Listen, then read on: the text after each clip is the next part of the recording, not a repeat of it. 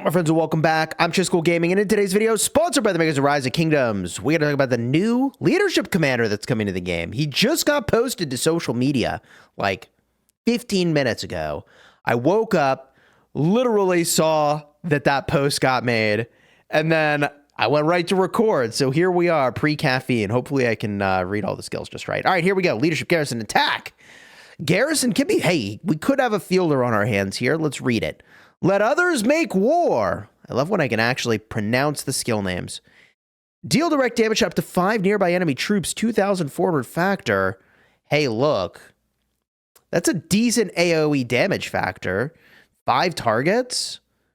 But if this is one of your city's garrison commanders, your garrison takes 10% less damage for the next 3 seconds. All right, so we'll see how much this is slanted to fielding versus city garrison, right? It's not even flag garrison. That's just city garrison. All right, here we go. The Black Army. This commander's troop gains 15% attack, 15% defense, 10% health. I mean, 40% of stats. Okay. That checks out. And if their troop contains at least 3 unit types, it deals more counterattack damage. 10% more. 10% counterattack damage. I mean, you know, if we're making a fielding army and we don't hit that restriction, 2,400 damage factor on an AoE and 40% of stats is pretty decent. No march speed. But all right, let's continue on. If this commander is a city garrison commander, All right, we are getting locked in on being a city garrison, not a fielder here. Whenever their garrison reaches 70% rage, it takes 25% less skill damage for the next 4 seconds. We are countering skill damage in 2025, boys and girls. This is what we're doing. Now, in fairness, typically, I would argue archers have been used to rally cities a lot, and they do skill damage. But okay, let's go on. If they're garrisoning, and if you're getting swarmed, by the way, you're going to get hit with skill damage. The thing is that we just have smite damage and combo damage and all these other ways to dish it out to you. If they're garrisoning your city, the garrison also gains a damage-absorbing mighty shield for 4 seconds, 800 factor, cooldown of 5 seconds. Well, that is some powerful anti-swarm. You can get a lot of shields as your rage stacks up real fast when you're getting swarmed out. The Shield of Hungary. He is the king of Hungary, or was once upon a time. If this commander is one, oh my God, every skill is for garrison. Okay, it's a city garrison, chat. All right. If this commander is one of your city garrison commanders, your garrison deals 5% more damage. Whenever your garrison is hit with a basic attack, so this is good anti-swarm, it has a 15% chance to cast, oh my God. It has a 15% chance to cast Let Others Make War. Cooldown of 15 seconds. Oh, okay. Once every 15. All right. Still, like, you're getting this active skill all over again, which is a skill with a rage requirement. I guess we need to check that these days, right? Wow. Okay. It gets up to a 15% chance to trigger. And also your city garrison deals 5% more damage. Is pretty decent here. How about if you max him out? Matthias, I really should have Googled it before I started this video. The Just. If this commander is one of your city garrison commanders, all right, so hey, look, I don't know if the devs meant for Hera to be used in garrisons for like 15 years. For like 30 years, we've been using Hera in the garrison. But at least for the last 6 months of that, I have been saying only deploy Hera to a flag if you want to lose KVK, because you trade not good enough. So maybe the devs are like, yeah, players got, they sent this meta in a direction we did not intend. Let's make sure that doesn't happen again.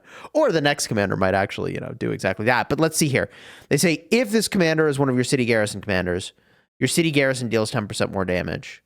Whenever your city garrison's hit with a basic attack, it has a 20%. Oh my God. A 20% chance to cast Let Others Make War. Cooldown of 10 seconds. Bro, this thing is an AoE monster. This garrison is an absolute AoE monstrosity. Like, it's funny, I literally just got to the point where I'm going to max Lapu Lapu from the daily special offer, and then this guy shows up, and this guy's like, here, hold my AoE damage real quick. Oh my god. There are long cooldowns on getting the extra active skill all over again, but it's like not that long. Like, yes, 15 seconds and 10 seconds, but the two of those combined, like, you're going to be getting like 3 active skills every 10 seconds or so, pretty comfortably. Just with, I guess, more if you count the active skill of the secondary commander. This is going to be a lot of AoE damage for defending your city. I feel like perhaps one of the more interesting things about this commander is that if you're going to pair with Hera for defending your city, you could go in on a skill damage synergy. You could go in on a shielding synergy, probably preferable, okay? Because they both could do the shielding thing. So you could do like the hollow square city garrison if you wanted, okay? And it is interesting that he counters skill damage, because if we get a look at hollow square, and, you know, most of us are never going to do this, but the absolute legends will go and make a hollow square garrison at some point. Just ask Piltong, right? So there's anti-skill damage up in here. Big anti-skill damage on the hollow square situation. Interesting synergy, right? The other thing that's pretty obvious is you could say, well, Chisgule, you could take that Lapu you nearly maxed out. I'm like about to finish. I am literally about to finish Lapu like tomorrow from the daily special offer, unless I get completely racked, which, you know, you theoretically could get really unlucky and get one sculpture. But anyways, so we got this Lapu Lapu situation, all right? He does big AoE damage and extra damage to a rally. You pair them together. But the thing is, guys, we're talking about defending a city. Why am I talking about hollow square anyways? Like, you're just going to use the city defense formation stuff, right? So, I mean, yeah, you could pair with Lapu.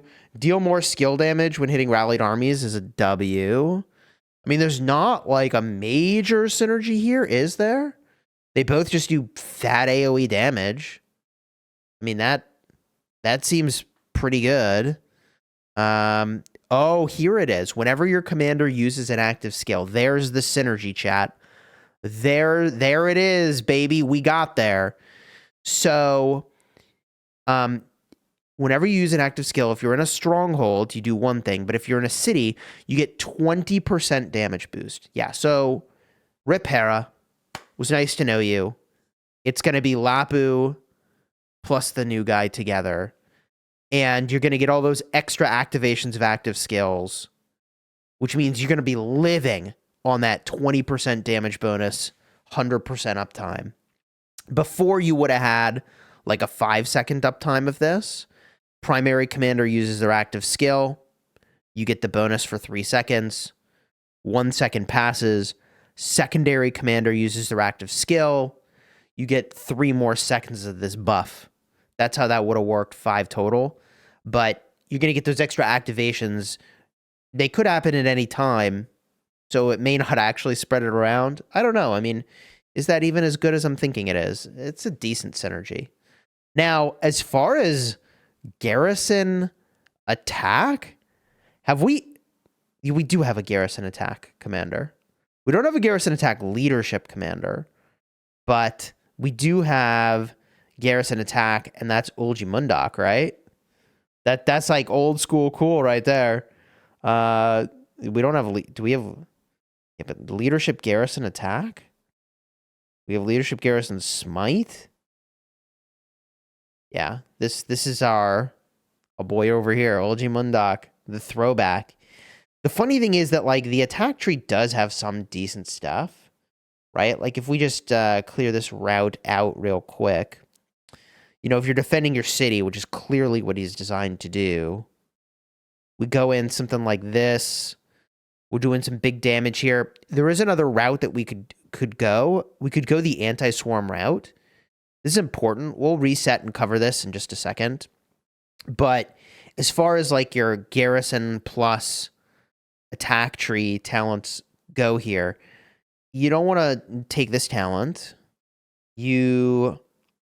Oh. That's interesting. Whenever you defeat another governor's troop, but it excludes garrisons. Okay, never mind. I mean, counterattack's decent. Take less damage is always a W. Effortless is a huge win. It's honestly like kind of the best thing in here. And then I think you would want fight to the death.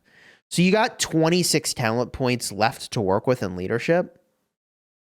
I don't know if he ends up being the primary. Like, I don't know if these talents work out, man. The other thing is, like, if your city's getting big swarmed, then you're going to want Know Thy Enemy. So if you're serving as your city's garrison and you're surrounded, you take 9% less damage. That's disgusting, bro. So this is like the alternate universe talent tree, okay?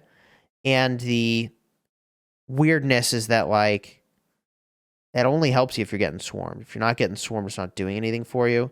So something like this, at least you only have 18 talent points left to work with in leadership. I mean, I think there's plenty you could do in leadership. You go for like mixed troop stuff and you're kind of chilling. It is kind of tempting to go for divine favor, but the issue is that you get so much worthless stuff on the way. This does nothing for you. This does nothing for you in a city garrison. So you're really like shredding a lot of 6 talent points of nothingness. Whereas if we go to leadership, right, we kind of got some options for what we're up to. Let's pick literally like any. Oh, I picked infantry instead of leadership before. Whoopsies. That's special, Chisgule. Yeah. So let's pick someone who we can actually put talents onto. So if we get a look at Lapu here, right? There were only so many talent points we had to work with, but, you know, you could do, it's 26 points to do what I did up here. You might go, these are wasted talent points. I mean, any way you go, you're getting wasted talent points. It's actually kind of crazy. Look, I made a divine favor build back in the day with some leadership stuff just to see, like, you know, what would that look like? And it's an anti-swarm build, so you don't take nowhere to turn. The only way in which divine favor pops off is if your city's getting swarmed, right? That's it. That's the only way. This is a more standard configuration, obviously, for the garrison tree. But we're still talking about a bunch of points in that leadership tree for this one. A rally build? Oh, this is versus a rally. Right. Yeah, I mean, you know, if you're up against a rally, you're going to take the rage generation. You got to take the rage generation. Every time you're hit, you get rage. It's big. Versus a rally or a small swarm. So you probably, like I've done here, put your small talent points onto that right side of the leadership tree. You take the 3 unit types, deal more damage talents. You're not doing any healing. Sucks to suck. And if you had some extra points, you could go to Steely Soul. And that's probably where we're at, right? Kind of wild. And, you know, for armaments, I believe I made my city defense my first one in the list, right? But you get some crazy stuff on the city garrison armaments, and the troop typing doesn't matter because the perk of that formation is these all apply to all troop types. So you can do some crazy stuff with city defense, man. Wow. Enjoy the vid, throw a like on here, subscribe. I definitely am going to cover when new commanders come out. Big thank you again to the makers of Rise of Kingdoms for sponsoring today's video. Honestly, there's so much stuff going on in Rise of Kingdoms right now that's like kind of crazy and kind of exciting. There's an event. I'm sure you've seen this. Now we're in the in other news section. Supreme betting. And the prize pool here is, what, like 500,000 gems or something insane? Is it more? Okay. Wow. This prize pool, dang. They made it meaningful, man. And you can buy in with gems. That's the crazy part. You buy in with gems. If I max this out, You buy in with 5,000 gemmies, baby.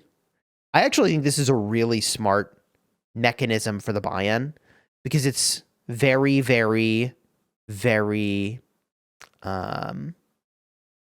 easy for people to do. Like, I much prefer this to having to spend money because it means that everybody can participate.